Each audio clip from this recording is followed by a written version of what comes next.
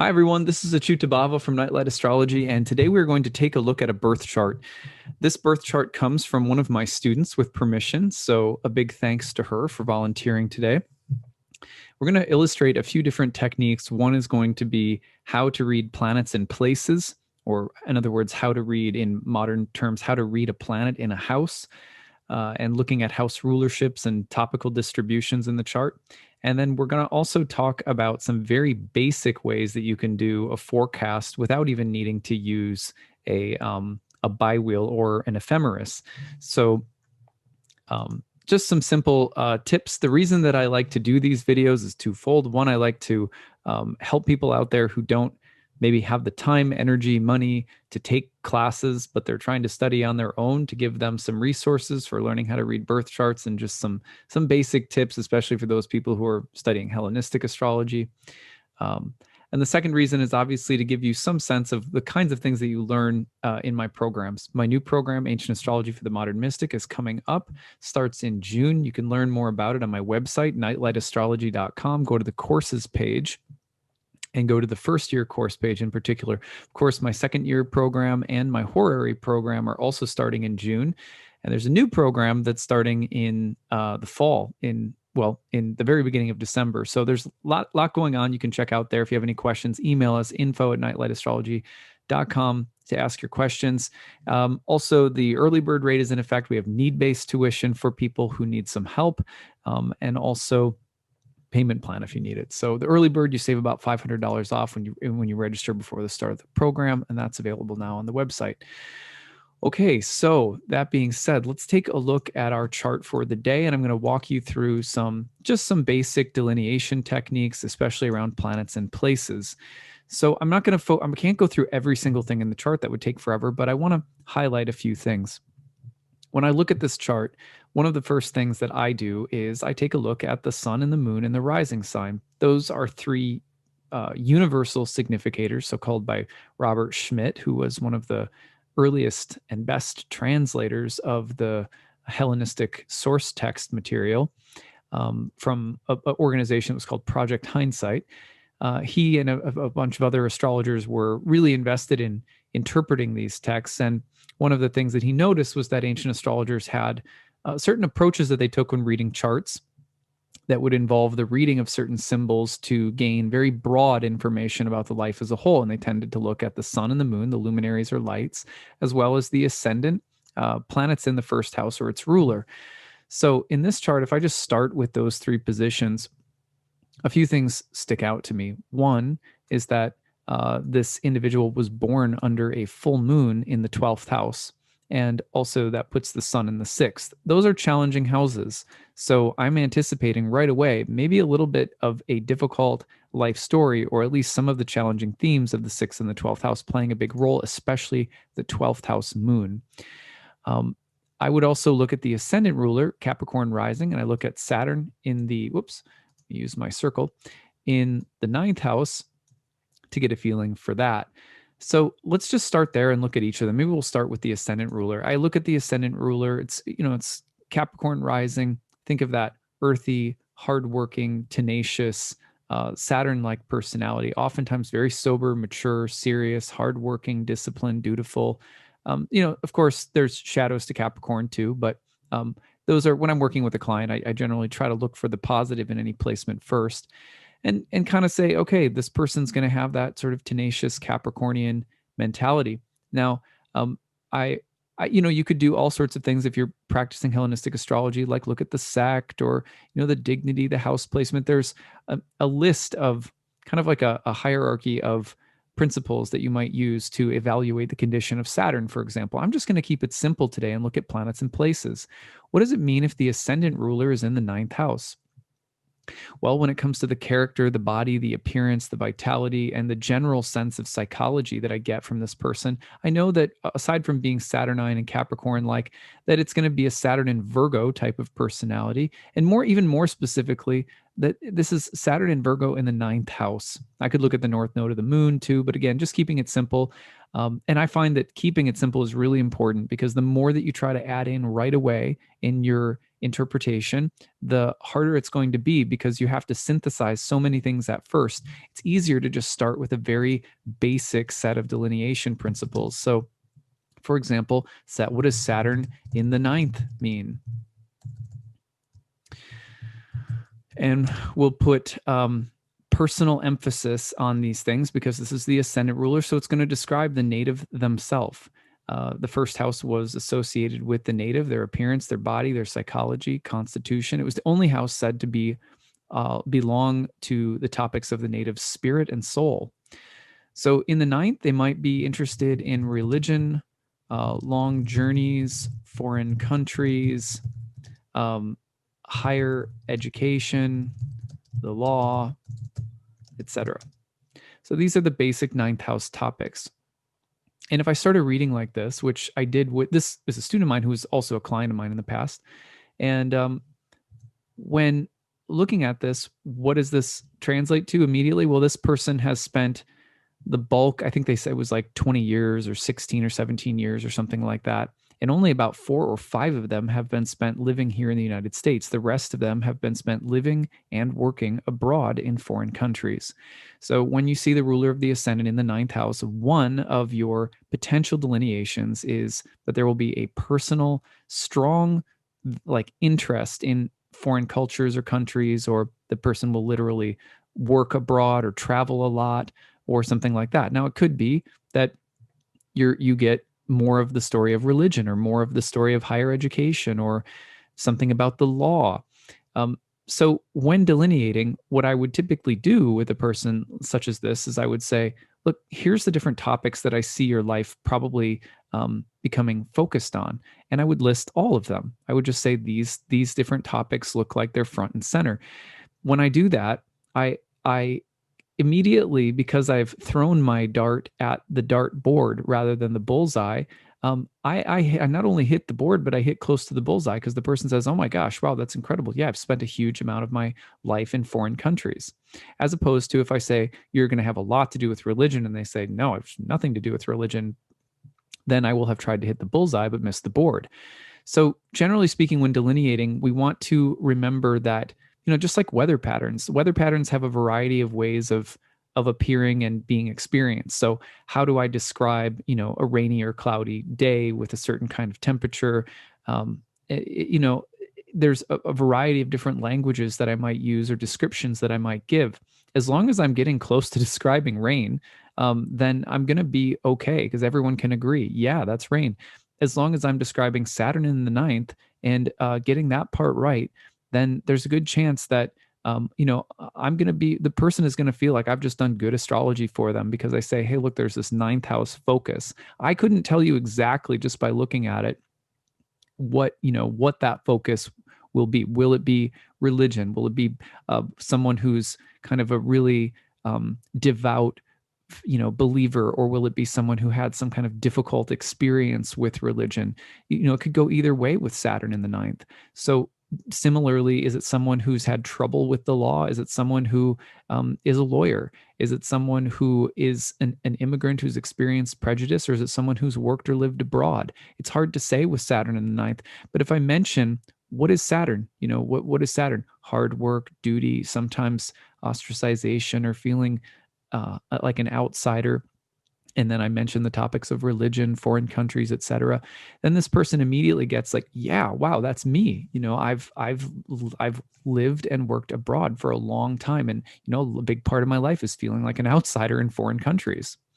Okay, so the next thing that stands out to me is the moon. I'm even though, I want to give equal credit to all the sun, moon, and the rising sign, I go, look at the moon in this chart. It's a full moon. It was just about full, and it is ruling the 7th house of marriage.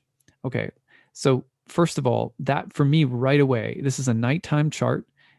So the moon it's sect light, and the moon is in the 12th and is the ruler of the marriage house. So now you can take this and say, well, what does the moon represent? Broadly speaking, the environment of our life. It's like water to the fish. The fish doesn't even necessarily know the difference between themselves and water on a certain level. It's just the medium that they're used to living and being in. So the moon is like that too. It really gives us the stage set on the in the theater. It says, here's a plot. The plot line is often driven by the sun, whereas the moon is going to tell us something about the environment. Now, that environment can be psychological and bodily. It can be familial. It can be about the community we grow up in, or different kinds of circumstances in the environment that we have no control over. It can also be about fate or fortune, meaning that destined events that happen that are in some ways beyond our control, but end up having this huge impact on the shape and contours of our life.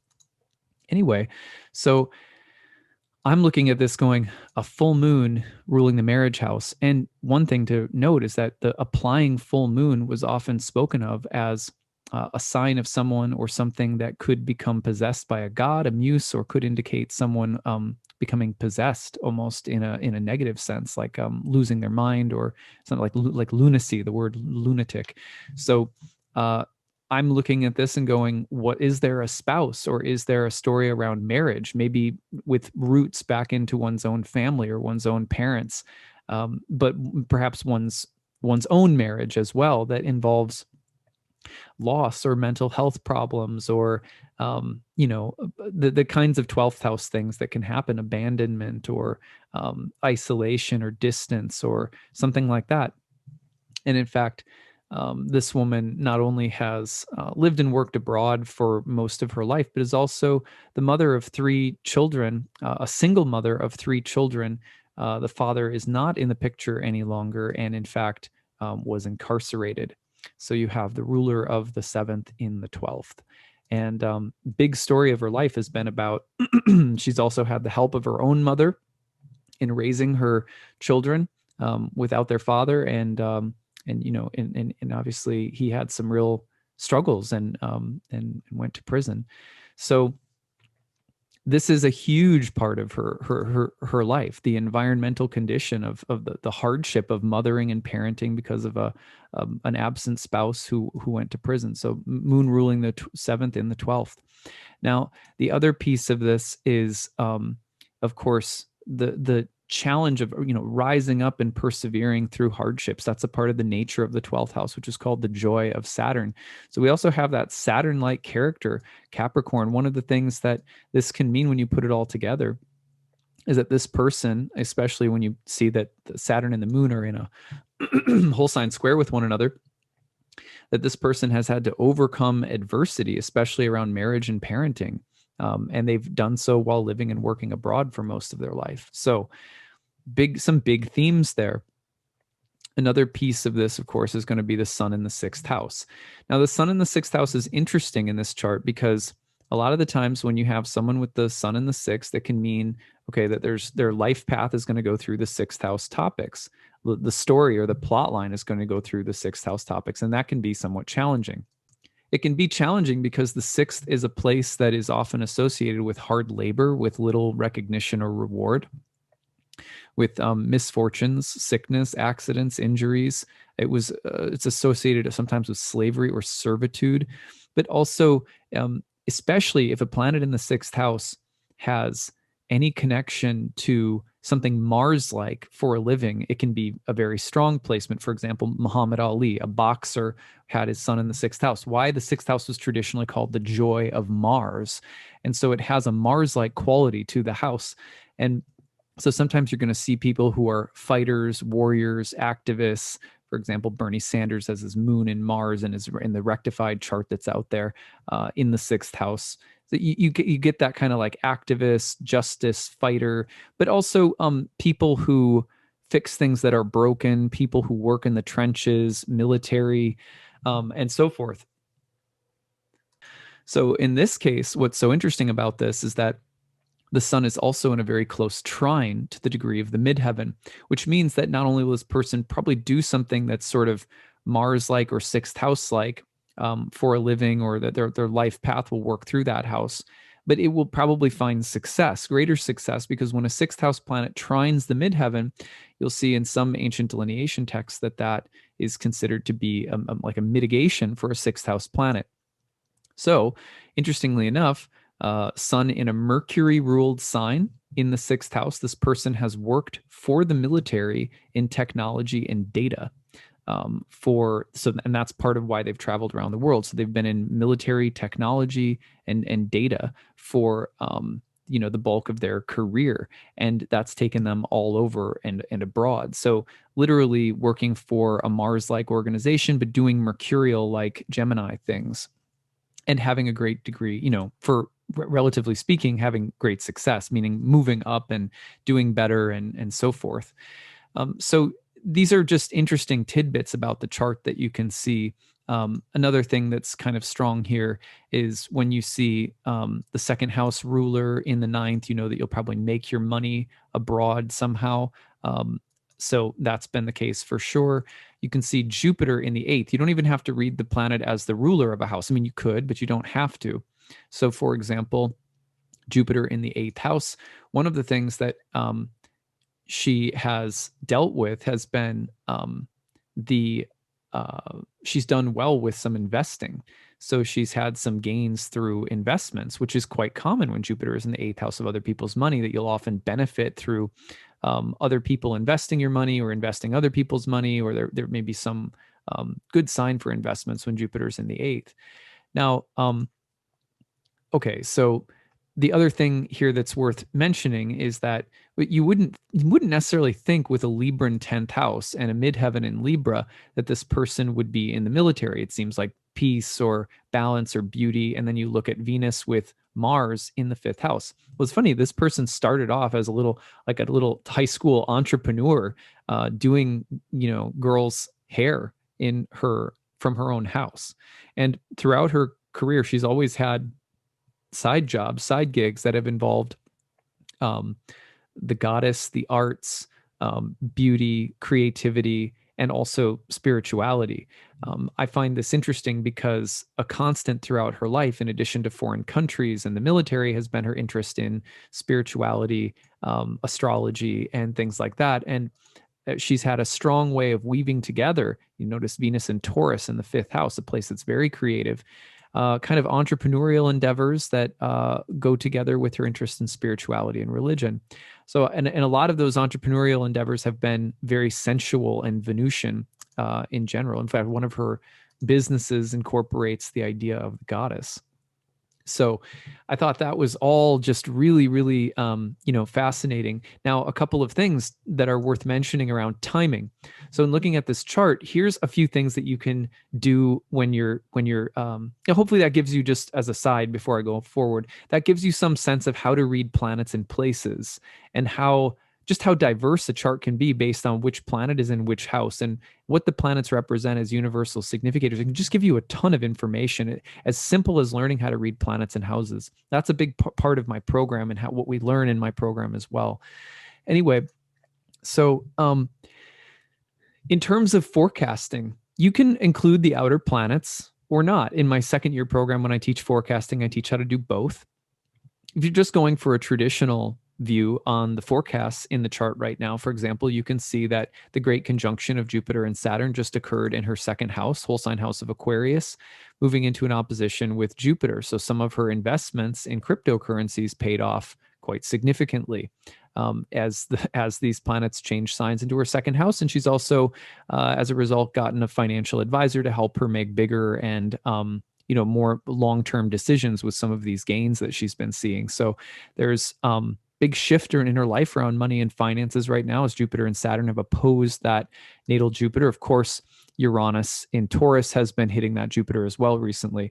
The other interesting thing is that in 2018, when Uranus entered the fifth house of Taurus, it was right around that time, as Uranus ingressed into the fifth, that some of her creative entrepreneurial ideas, including that idea of the goddess, the idea of creativity, beauty, the arts, femininity, and her spirituality in the side business that she created, that started in right around 2018, just after Uranus ingressed into Venus's house in the fifth. I thought that was really, of course, very fitting. The other thing that's very interesting is that if you look at her zodiacal releasing reports, and this is something I teach in my second year program, you'll see that starting in November of 2017, this client entered into an 8-year-long Libra period, which is her 10th house. That's her career house. And so not only during that time was she formulating the idea for her new business, but she also shifted into private civilian work and came away from official military work. So her job completely changed as this new 8-year career house period opened up. So there's different ways of looking at it. You can use zodiacal releasing. You could look at an outer planetary transit. These are all things that I teach in my second year program after teaching all of the fundamentals of ancient astrology and showing you a lot about how to read for people with a whole bunch of live clients that come in. So in terms of what's happening next in the chart, she is about to receive eclipses in the signs of the sun and the moon. There's a May 26th eclipse, a June 10th eclipse, a December 4th eclipse, back and forth, 2 in Sagittarius and 1 in Gemini. Those eclipses could bring up, what do we want to say, changes around work with the sun, especially. We know that the sun is very intimately connected to her contracting work with the government at this point, doing very similar things with data that she did for the military. And so the contracting work could change with a solar eclipse coming around your sun during eclipse season while Mercury is retrograde in the sign of the sun. Because we know how heavily invested the sun is in the career path, likely that we could see changes around those kinds of things, changes around the nature of jobs or contracts or things like that. And that would come from June onward, probably June and July in particular after the eclipse. The moon in the 12th, that's going to bring up things like marriage and family karma, mothering karma, the health of, her mom helps out. She was maybe saying, I'm a little bit worried about mom's health. Understandable when eclipses are coming over the moon. Does that mean something tragic will happen? No, but it could be a year where, there's just a little bit more vulnerability there around parenting, around, her mom or her mom's health. It could be also that there's a significant amount of time that you have to spend away from your children or family. And in fact, that's what's about to happen. She's going to take about a 3-month leave to another country on her own, as far as as she communicated to me. So the eclipse around the moon that's happening at the end of May will sync up with a period of time where she has to be away and on her own, which is very common for a 12th house type of eclipse, where you have a period of solitude or isolation or remoteness, so health could be a concern, mental health, emotional health, issues around marriage and relationships with the moon ruling the 7th. But that's a little bit more, the eclipses on the moon are going to be a little bit more trying emotionally, personally, in the more vulnerable spheres of life. By the end of the year, around December, when you get a solar eclipse there, things should be starting to turn a corner. So these are just some very brief forecasting techniques. Now, one thing that you can also do with zodiacal releasing is you can break down the periods into further sub-periods. For example, if we look at where she is right now, within this 8-year Libra period, she's going through from October of last year all the way to December of 2022. She's in a sub-period, a level 2 period that's in Capricorn in the first house. So a period of initiating new things, often because this is a first house period. If you break that down further, you could go down into level 3 and look at, sub periods there in terms of where she is right now. We won't do that. We're just kind of keeping it very basic for today. But the gist of it is that within this 8-year cycle that's focused on big changes around the career in the 10th house, between October of last year and December of 2022, this individual is in a first house Capricorn period where there's going to be the initiation of a lot of new things. So remember, that probably will involve other countries. It wouldn't surprise me during this period between now and the end of 2022, especially given the upcoming eclipse over the sun, which has so much to do with this person's work, to see some kind of other contract in another country come up.